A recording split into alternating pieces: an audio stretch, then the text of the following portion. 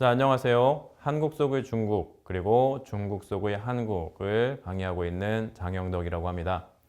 오늘은 5주차 수업으로 한국 속에 남아있는 중국의 문화 중에서 한자, 그리고 신앙, 차, 음식 등에 대해서 배워보는 시간을 갖도록 하겠습니다.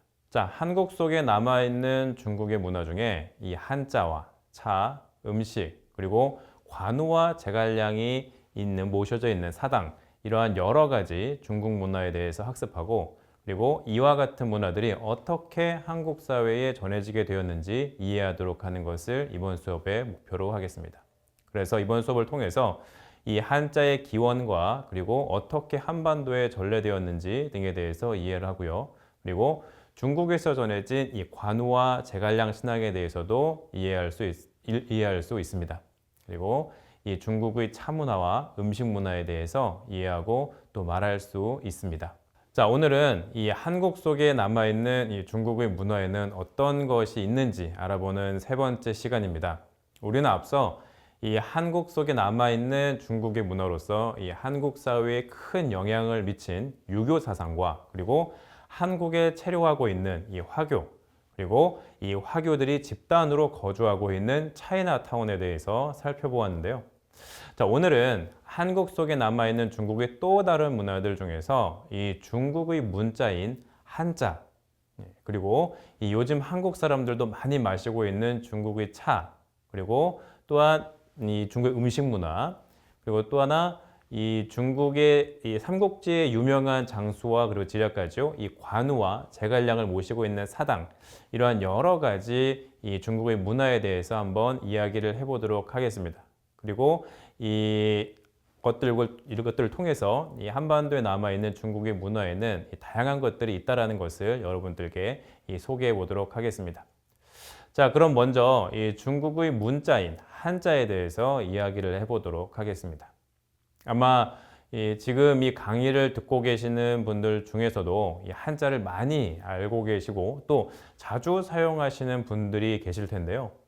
한자는 지금도 많은 사람들이 사용하고 있는 문자입니다. 그런데 사실 이 한자가 언제 어떻게 한반도에 전해졌고 또 사용하게 되었는지, 한자가 한국 사회에 어떤 의미를 가지고 있는지에 대해서는 아마 많은 분들이 잘 모르고 계실 거라고 생각을 합니다. 이건 아마도 이 한자라고 하는 것이 이미 아주 오래전부터 우리의 실생활과 밀착되어서 또 자연스럽게 사용되었고, 그래서 너무나 당연하게 받아들이고 있었기 때문이 아닐까 하는 생각을 하게 됩니다. 물론 이 시대가 변하면서 이 한자 사용과 관련하여서 다양한 논란이 등장하기도 하였고요. 이에 1960년대 말에는 일시적으로 한자 교육을 폐지하기도 하였습니다. 그리고 한글만 사용해야 하느냐, 아니면 한글과 한자를 같이 사용해야 하느냐, 이런 이 한자와 관련한 논란은 현재에도 진행형으로 있습니다. 이와 같은 논란에도 불구하고 이 국립국어원이 2022년 발간한 숫자로 살펴보는 우리말이라는 이 보고서를 보게 되면 표준 국어 대사전에 실린 표제어 중에 약 42만 3천 개 가운데 한자가 차지하는 비율이 55.6%라는 통계를 보면 이 한자의 영향은 여전히 매우 크다고 할 수가 있겠죠. 그렇기 때문에 이 한자에 대해 좀 더 알아볼 필요가 있는 것입니다. 우리는 앞서 유교에 대해 이야기할 때 이 유교 문화권이라는 표현을 사용한 바 있는데요. 유교 문화권이라고 하면 이 중국에서 기원한 유교의 영향을 받은 지역을 의미하고 주로 한국과 일본 그리고 베트남 등의 나라가 이 유교 문화권에 속하는 나라들입니다. 그리고 이 유교 문화권과 함께 이 중국의 문화가 주변 지역에 영향을 미침으로써 형성된 문화권이 바로 이 한자 문화권입니다. 한자 문화권은 이 한자를 자국의 언어 체계에 도입하고 있거나 과거에 차용한 적이 있는 지역이나 국가를 말하는데요. 이 유교 문화권과도 되게 비슷하게 한국과 일본 그리고 베트남 등이 이 한자 문화권에 속합니다. 이렇게 유교 문화권과 그리고 한자 문화권이 겹치는 이유는 잘 알려진 것처럼 이 한자와 유교가 떼려야 뗄 수 없는 이 불가분의 관계에 있기 때문입니다. 뭐 당연한 이유이겠지만 이 유교 사상이 주변 국가들의 정치와 문화에 영향을 미치는 과정에서 이 다양한 유교 경전이 이들 나라에 전해졌기 때문인데요. 중국에서 전해진 이 유교 경전은 당연히 모두 한자로 쓰여졌겠죠. 그리고 한자를 알아야지만 이 유교를 수용할 수 있고 또 능동적으로 각자의 목적에 맞게 활용할 수 있었기 때문에 이러한 이유로 이 한자 문화권을 유교 문화권과 동일하게 보는 관점도 존재합니다. 그럼 이 한자는 언제 생겨났고 또 한반도에는 어떻게 전해졌을까요? 사실 한자는 이 한글과 달리 정확히 언제 어떻게 생겨났는지에 대해서는 그 근거가 남아있지 않기 때문에 정확히 알 수가 없습니다. 다만 전설에 따르면 중국의 고대 신화에 등장하는 전설적인 군주 이 황제라고 하는 이 사람 때에 창힐이라고 하는 사람이 만들었다고 전해지는데요. 이 창힐이라는 사람이 새나 짐승 등의 이 발자국을 보고 처음 만들었다고 전해집니다. 비록 이 창힐에 관한 전설이 사마천의 사기나 열시춘추 같은 문헌에도 나오지만 말 그대로 전설일 뿐이기 때문에 그 근거는 전혀 없다고 할 수 있습니다. 다만 이 창힐이 초기 단계의 원시 한자를 크게 정리하였을 것이라는 견해는 수용되고 있는데요. 오히려 우리가 알고 있는 이 상형 문자를 시작으로 오랜 세월이 지나는 동안 이 오늘날과 같은 모습을 자연스럽게 갖추게 된 것이라고 볼 수 있겠습니다. 자, 우리가 사용하고 있는 이 한자 원형이라고 한다면 최초의 한자는 바로 아마 잘 아시겠지만 갑골 문자일 것입니다. 많이 들어보셨죠? 갑골 문자는 지금까지 발굴된 것 중에서 가장 오래된 한자 원형인데요. 이 갑골문은 기원전 1200년경에 만들어진 것으로 추정되고요. 이 상나라라고 하는 고대 국가죠. 상나라의 22대 왕인 무정 때의 이 기록이 바로 이 갑골문의 기록입니다. 이 갑골문자로 인해서 이 전설의 왕조로만 여겨지던 이 상나라라고 하는 존재가 증명되기도 하였습니다. 이 갑골문은 굉장히 우연한 기회로 발견이 됩니다. 1899년에 청나라의 유명한 금석학자였던 왕의영이라는 사람이 있는데요. 이 왕의영이라는 사람이 말라리아 치료를 위해서 병에 효과가 있다는 용골, 즉 동물의 뼈 조각을 사옵니다. 그리고 당시 왕의영과 함께 있던 유철운이라는 사람이 이 용골이라는 뼈에서 글자의 흔적을 발견하게 된 것이죠. 그 뒤에 이 왕의영과 유철운 그리고 나진옥, 왕국이라는 사람들이 이 문자가 새겨진 뼈들을 구해서 연구를 시작하였고 이들은 1903년 이 뼈에 새겨진 문자를 갑골문이라고 이름을 붙이게 됩니다. 그러니까 갑골이라고 하는 것은 거북이의 등껍질과 그리고 짐승의 뼈를 말하는데요.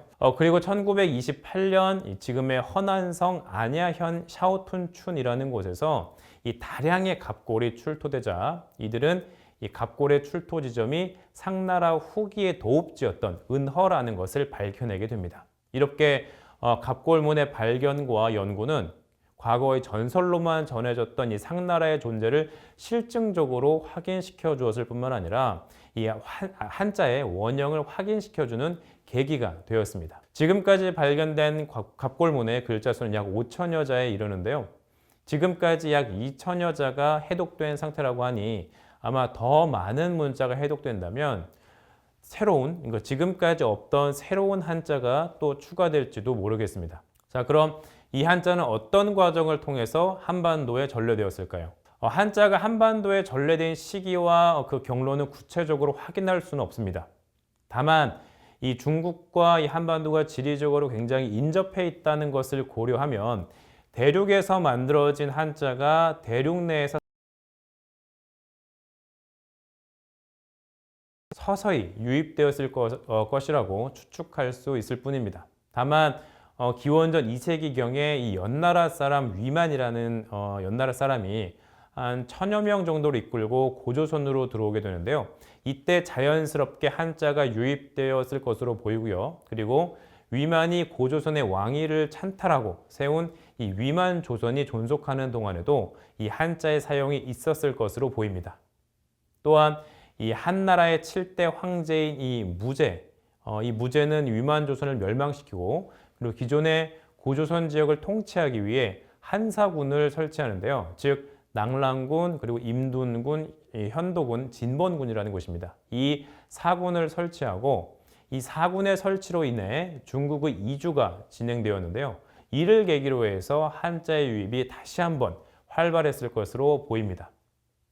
그리고 이 앞서 유교 사상에 대해 이야기할 때도 잠깐 언급했었지만 삼국시대에 전해진 유교 사상은 이 삼국이 고대 국가로 성장하는데 이 정치 그리고 제도적인 측면에서 중요한 영향을 미쳤습니다. 이에 고구려는 소수림왕 2년 때인 이 372년 유학교육기관으로서 태학을 설치하여 이 상류층 자제들을 중심으로 제자를 양성하였고 이 지방에는 경당이라고 하는 민간 교육기관을 두어 이 청년들에게 유교의 경전을 가르치기도 하였습니다.